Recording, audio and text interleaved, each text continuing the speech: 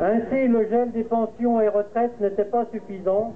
Nous voilà ponctionnés depuis le 1er janvier de 1,7% de CSG supplémentaire pour la plupart des retraités.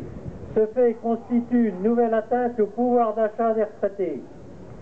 Cette décision, outre des conséquences pécuniaires importantes, porte violemment atteinte à l'un des principes institutionnels français fondamentaux, le principe d'égalité auquel nous sommes toutes et tous attachés. En effet, l'augmentation de la CSG n'était pas compensée pour les retraités. Nous dire que nous bénéficierons de la disparition de la taxe d'habitation n'a aucun sens, car cette mesure serait de portée générale et concernerait à terme l'ensemble des contribuables. C'est aussi tourner le dos à la notion de solidarité qui doit rester la base du système social. Les conséquences sont de deux ordres, morales et financiers. Les conséquences morales.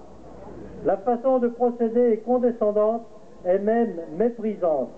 La retraite n'est pas la fin de la vie sociale, au contraire, elle est une nouvelle phase qui s'exprime par de multiples actions auprès des proches, des amis, de la société civile, associations, fonctions électives, etc., qu'il serait intéressant d'évaluer.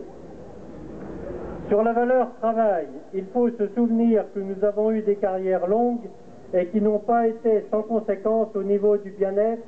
Dans leur diversité, leurs difficultés n'ont jamais manqué. Les accidents du travail, les maladies professionnelles, l'usure physique pure et simple, les dépressions, le poids de certaines responsabilités qui ne nous quittent jamais. Les retraités, pour la grande majorité, ne sont pas des nantis et pour beaucoup ont des moyens très faibles. 40% des retraités perçoivent moins de 1 200 € par mois.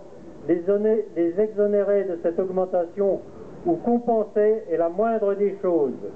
Il convient également de prendre en compte les retraités qui, dans certains cas, aident leurs ascendants et de plus en plus souvent leurs descendants en